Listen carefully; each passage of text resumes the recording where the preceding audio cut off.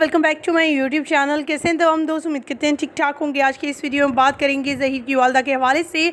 ज़हीर की वालदा का दिल दहला देने वाली ऑडियो क्लिप सामने आ गई, जिस बात का इंतज़ार था बिलाखिर वो ख़ुद अपने मुंह से कहलवा दिया। जी, इनके मुंह से निकलने वाली ये बात इस कदर ये वीडियो वायरल हुई है कि लोग कह रहे हैं कि सच जो है वो सामने आता ही है और कभी छुपा नहीं रहता। अब जो है बेटे को जेल होगी। रोते हुए माँ ने आहुजारी कर दी, मुझे माफ़ कर दो, मेरे बेटे को छोड़ दो। ख़वातीन ज़रा मुकम्मल आगाही देंगे आज की इस वीडियो में। इस केस के हवाले से अपडेट शेयर करेंगे। जैसा कि आप सभी जानते हैं 6 अगस्त है और 6 अगस्त में जो है बड़ी ज़बरदस्त पेशरफ्त होने जा रही है। आज है समात का वक्त और आज पुलिस ने चालान जो है वो जमा करवाना था और जिससे ये फ़ैसला होना था कि आखिर जो है ज़हीर और शब्बीर जो दोनों भाई हैं इनको जेल होगी, इनको रिमांड में लिया जाएगा या नहीं, तमाम चीज़ें सामने। वहीं पर जो है जिब्रान नासिर भी सामने आए थे। जिब्रान नासिर ने कल ही अपना मौक़िफ़ रखा था और कहा था कि हमने अदालत में दरख्वास्त दायर कर दी है और इस पर समात भी हो चुकी है। हुक्मनामा जो है कल जारी किया जाएगा और पॉजिटिविटी उन्होंने शो की थी अपनी कि MLO की जो है दरख्वास्त मंजूर हो चुकी है, जिसको पहले रिजेक्ट कर लिया गया था। अब बात है कि हुक्मनामा कल जारी आज जारी होना है, तो देखिए कि क्या हुक्म जारी किया जा रहा है, क्योंकि जिब्रान नासिर की दलाइल और बातों से तो ये वाज़े हो गया था कि ये चीज़ें पॉजिटिव हैं और पॉजिटिविटी की तरफ ही सारी बातें समझ आ रही थी। जहाँ पर बात है ज़हीर की वालदा की, जो हम मेन पॉइंट डिस्कस कर रहे हैं वो ये है कि वालदा ने कई इंटरव्यूज़ दिए और इन वालदा ने हर इंटरव्यू में डिफरेंट बातें की और इन डिफरेंट बातों से ये वाज़े है कि इन्हें तो ख़ुद पता नहीं है कब कहाँ कैसे किस तरह से बोला है। तो ये इंटरव्यू देखने बैठ गए हैं। जो सवालात जो करते थे रिपोर्टर्स या फिर हमारे एंकर्स, वो उनको उल्टा ही जवाब देती थी या फिर वही चीज़ जवाब देती थी वो जो सिर्फ मीडिया में सुनाना चाहती हैं। लेकिन इनकी एक ऑडियो जो है वो रिकॉर्डिंग काफ़ी वायरल हो रही है, जिसमें ये वाज़े तौर पर देखा जा सकता है इनकी ऑडियो रिकॉर्डिंग में कि ये लोग जो हैं वो कितने करप्ट हैं और किस कदर जो है गलत बयानी से काम ले रहे हैं।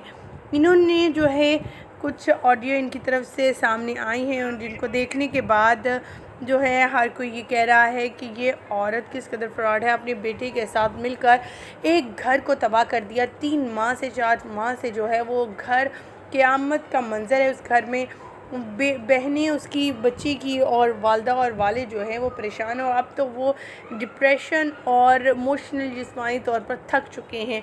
लड़ कर इंसाफ की हर जगह अपील की जाती है, लेकिन उनकी सुनवाई करने वाला कोई नहीं है। जिब्रान नासिर उनके हक़ के लिए लड़े हुए हैं, डटे हुए हैं, लेकिन उन्हें भी तोड़ने की कोशिश की जा रही है।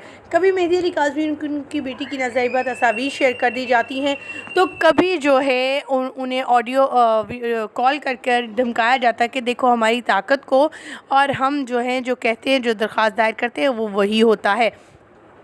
हमारी दुआएं आपके साथ हैं। मेहदी अली काज़मी शुरू से लेकर अब तक हम अपडेट शेयर कर रहे हैं इनके हवाले से और करते रहेंगे हमेशा इंशाल्लाह। ख़वातीन, सच जो है वो कभी छुपता नहीं है, सच देर से ज़रूर आ सकता है। सच की बुनियाद जो है वो देर से मिलती है। झूठ के कहते हैं पाँव नहीं होते, वो चलकर कहीं जाता नहीं, और सच जो होता है वो चलकर हर जगह पहुंच जाता है और सच की जीत भी होती है। और इंशाअल्लाह ताला आज इस समात में एक बार फिर से MLO की रिपोर्ट जो दरख्वास्त दी गई उसको मंजूर किया जाएगा और उसमें ये वाज़े हो जाएगा ये गैंग, ये नेटवर्क किस कदर उस बच्ची को अज़ियत और तकलीफ़ में रखते रहे हैं।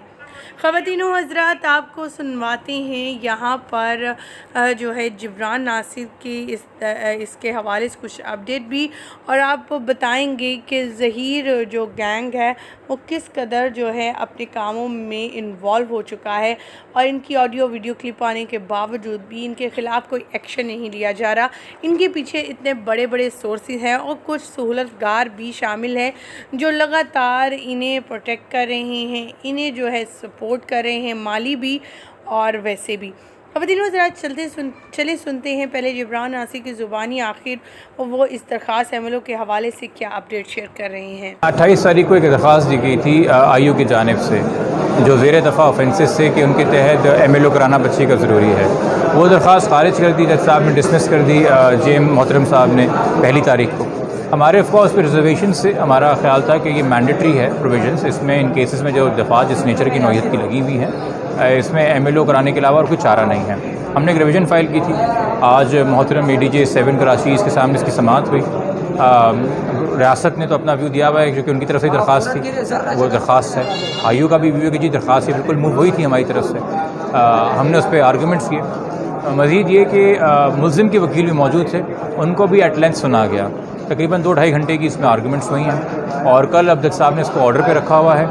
मगर मुझे नहीं पता कि मज़ीद कल मुल्ज़िम आके आर्गूमेंट्स कुछ और करना चाहें कि नहीं करना चाहें, चूँकि ऐसी कोई बात चल रही थी, जबकि आज मेरे ख्याल में कंप्लीट मैटर डिस्कस हो चुका है एट लेंथ।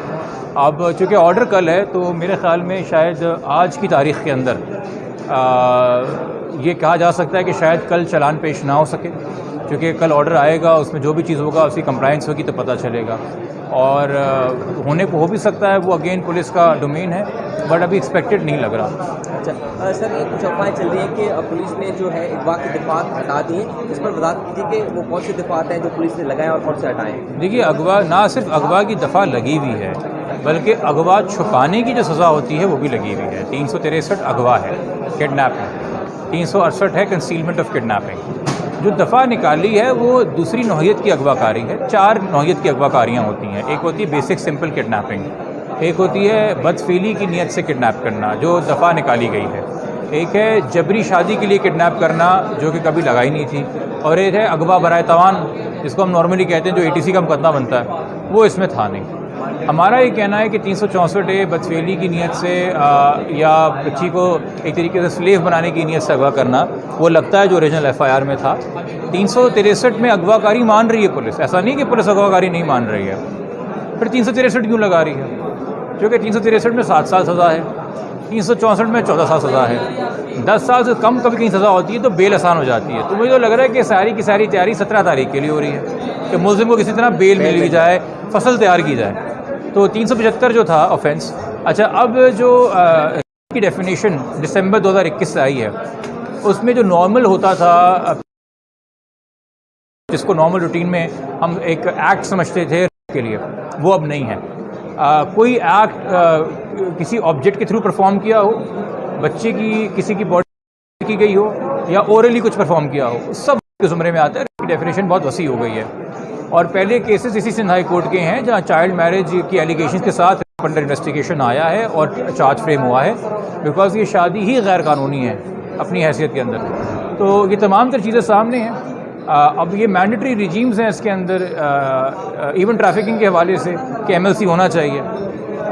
बट अब जज साहब जो हुक्म बेहतर सुनाए, हम उसी के बाद कुछ कर सकते हैं। हम जुडिशल विज़डम के ऊपर बात कर सकते हैं, जजेस के ऊपर बात ना करें, बेहतर है।